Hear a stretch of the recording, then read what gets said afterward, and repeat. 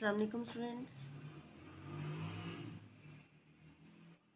आज के इस लेक्चर में हम पढ़ रहे हैं सेंस एक्सपीरियंस क्या होता है, हिस्सी तजुर्बा क्या होता है या हिस्सी इदराक क्या होता है और किस तरह से ये हमें इल्म तक रसाई हासिल करने में मदद देता है या ये इल्म का एक सोर्स है।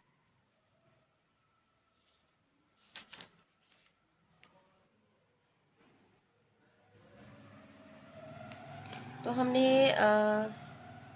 लास्ट लेक्चर में ये देखा था कि हिस्सी इदराक, जिसको हम हिस्सी तजुर्बा भी कहते हैं, सेंस एक्सपीरियंस या सेंस परसेप्शन, हवासे खमसा से हासिल होने वाली मालूमात, इतलात और इल्म पर मुश्तमिल होती हैं, जैसा कि देखना, सूंघना, सुनना, चखना वगैरह।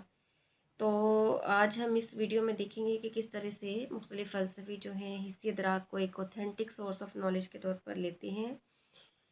तो मुख्तलिफ़ फ़लसफ़ियों के मुताबिक हिस्सी तजुर्बा एक मुस्तनद ज़रिया इल्म है, नंबर 1। उसके बाद जॉन लॉक को हम देखते हैं। जॉन लॉक हमारा एम्पिरिसिस्ट है, हमारा तजर्बियत पसंद फ़लसफ़ी है, मॉडर्न और बहुत बड़ा फ़लसफ़ी है। उसने ये कहा कि हिस्सी तजर्बा, उसने हिस्सी इदराक को या सेंस परसेप्शन या सेंस एक्सपीरियंस को डिफ़ाइन करते हुए कहा कि हिस्सी तजर्बा दो तरह का होता है।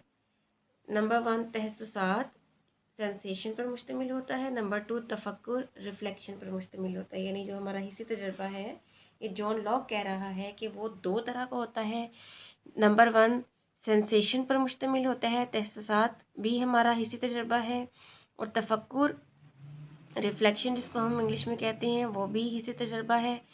तहस्सुसात जो है ये बैरूनी हवास या बैरूनी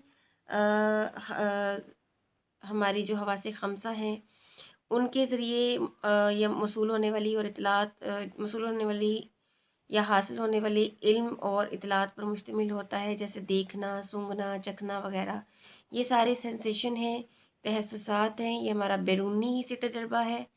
जबकि रिफ्लेक्शन ये भी हिस्सी तजर्बा है और ये अंदरूनी हवास पर मुश्तमिल होता है। यानी जॉन लॉक ये कह रहा है हवास दो तरह के होते हैं, बैरूनी और अंदरूनी, एक्सटर्नल एंड इंटरनल। एक्सटर्नल जो हवास होते हैं, सेंसेस होती हैं, वो उसको जॉन लॉक सेंसेशन कहता है, तहस्सुसात कहता है।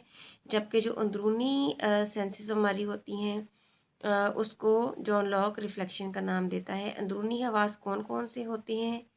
जॉन लॉक के मुताबिक एहसास करना यानी फीलिंग, इरादा करना, विल करना, विलिंग एंड ख्वाहिश करना यानी डिज़ायरिंग जो हैं, ये तमाम तर हमारी अंदरूनी हवास पर मुश्तमिल होती हैं। या जैसे भूख, प्यास, ये भी हमारे इंटरनल जो हैं वो सेंसेस हैं। तो एहसास करना में लव एंड हेट की फीलिंग शामिल है। इरादा करना में किसी काम के बारे में हमने सोच लेना, फाइनल डिसीजन करना। डिज़ायर यानी किसी शय के बारे में, किसी शय को की ख्वाहिश रखना। तो ये तमाम तर हमारे इंटरनल सेंसेस हैं, जिसको कि जॉन लॉक हिस्सी तजर्बा में शामिल करता है, सेंस एक्सपीरियंस में शामिल करता है, और इसको वो रिफ्लेक्शन का नाम देता है।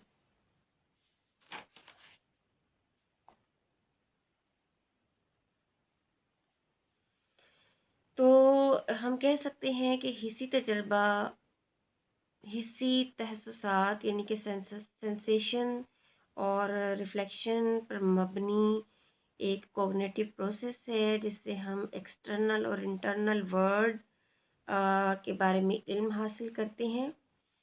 और ये कंक्रीट और कॉम्प्लेक्स ज़हनी अमल होता है। एक ठोस तजर्बा है, यानी कि बिल्कुल ऐसे ही है कि जैसे खाली स्लेट है और उस पर हम तजर्बे की चौक से हम उसके ऊपर कुछ लिखें। यानी हम जब दुनिया में आते हैं, जैसे हमने देखा जब बच्चा एक दुनिया में पैदा होता है तो सबसे पहले उसको दुनिया जो है शुरू में वो ब्लैक एंड वाइट नज़र आती है, यानी उसकी जो देखने की हिस्सा है वो आहिस्ता आहिस्ता डेवलप होती है। आहिस्ता आहिस्ता वो दुनिया को वो उसके जो कलर्स हैं वो डेवलप होते हैं उसकी देखने की इसमें, और आहिस्ता आहिस्ता उसका जो तजुर्बा है ये सिंपल से कॉम्प्लेक्स होके और वो दुनिया को कॉम्प्लेक्स हो जाता है और वो दुनिया को जानना और समझना शुरू कर देता है, देखने के अमल से, सुनने के अमल से, टच के अमल से। तो ये जो हिस्सी तजर्बा है हमारा, ये बहुत कोई सिंपल इसको हम नहीं कह सकते। ये कंक्रीट और कॉम्प्लेक्स एक हमारा कॉग्निटिव प्रोसेस है, जिसके ज़रिए हम अपनी दुनिया को, खारिज की दुनिया को, या हम अपने इंटरनल वर्ल्ड को, यानी खारिज की दुनिया में जो अशिया हैं उनको भी जानते पहचानते हैं, और हमारी इंटरनल वर्ल्ड यानी कि जैसे जो अभी हमने जो जॉन लॉक ने बात की कि विश करना, डिज़ायर करना, उसके बाद विल करना, डिसाइड करना, सैडनेस की फीलिंग या हैप्पीनेस की फीलिंग, ये सारी जो हमारे इंटरनल जो एक्सपीरियंस हमें हो रहे हैं उसके बारे में भी हमें ये वाकफियत हमें देता है। तो इसको आपने अच्छे से इसकी रीडिंग भी करनी है, पेज नंबर 39 और 40 पर और 41 पर भी। टीचर के बारे में लिखा है आपकी किताब में। टीचर ने कहा कि हिस्सी तजर्बा जितना तरक्की करेगा उतना ही दुनिया को हम बेहतर तौर पर समझेंगे, और दुनिया को यानी कि हम सबड्यू कर सकते हैं, तस्खीर कर सकते हैं, अपनी इस कायनात के बारे में इसको जान सकते हैं, जैसे जैसे हमारा ये तजर्बा वाइड होता जाएगा, डेवलप होता जाएगा। तो आई होप कि आपको ये बात बहुत अच्छे से समझ आ गई है कि किस तरह से सेंस परसेप्शन या सेंस एक्सपीरियंस एक सोर्स ऑफ नॉलेज है, और किस तरह से ये मदद करता है हमें दुनिया को समझने में, चाहे वो दुनिया खारिज की है या इंसान के अंदर की बदलती हुई फीलिंग्स हैं, वो विश करना है, डिज़ायर करना है, फीलिंग्स हैं, इरादा है, वगैरह वगैरह। अगर आपको यहाँ पे किसी भी पॉइंट पे कोई प्रॉब्लम है, आपको डिफ़िकल्ट आपको लगता है, तो आप मुझसे पूछ सकते हैं। Thank you so much.